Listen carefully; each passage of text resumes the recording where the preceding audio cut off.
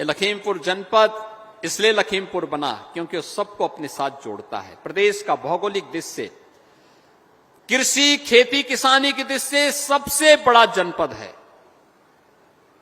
और वास्तविक नाम इसका क्या है? लक्ष्मीपुर। ये लक्ष्मीपुर है जो सबका पेट भर देता है, सबकी समृद्धि का मार्ग प्रशस्त कर देता है। आज क्या नहीं है आपके पास? हमने बांग्लादेश से विस्थापित किए गए इन हिंदू और सिखों को आज उनका अधिकार दे दिया, उनका मालिकाना अधिकार। और अब तो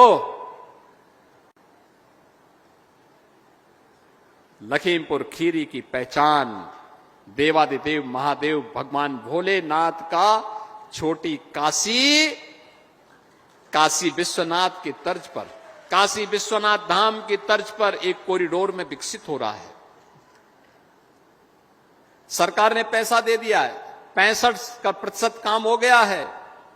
इस वर्ष कार्य पूरा हो जाएगा, पूरा होगा। नए पर्यटन की संभावनाएं, रोजगार की संभावनाएं बढ़ेंगे। भारत की पहली पीएलए यूनिट,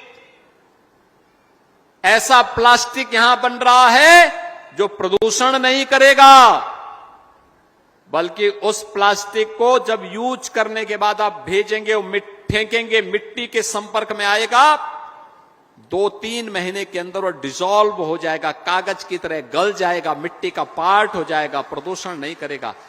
पहली यूनिट आपके इसी जिले में लग रही है। वह यूनिट भी इस वर्ष तक कंप्लीट हो जाएगी। याद करिए, पिछली सरकारें पहचान का संकट खड़ा करती थी, हर जिले में एक गुंडे माफिया को पालती थी। वे माफिया और गुंडे ही पिछली सरकारों की पहचान थी। पर्व के पहले उपद्रव,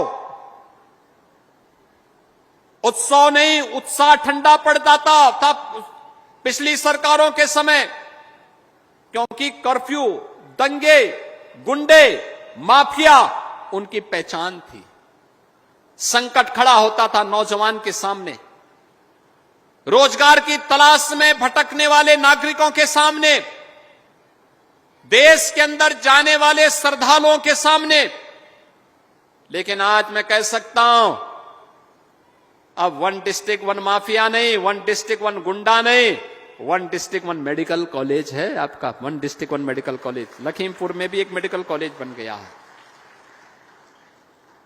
लखीमपुर में पीएलए यूनिट लग गई। लखीमपुर में गोला गोकर्णनाथ में भव्य कॉरिडोर का निर्माण हो रहा है।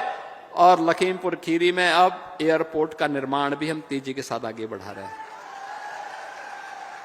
दुधवा नेशनल पार्क तेजी के साथ पर्यटकों को अपनी ओर आकर्षित कर रहा है। बाढ़ की समस्या का स्थायी समाधान करने की दिशा में सरकार आगे बढ़ी है।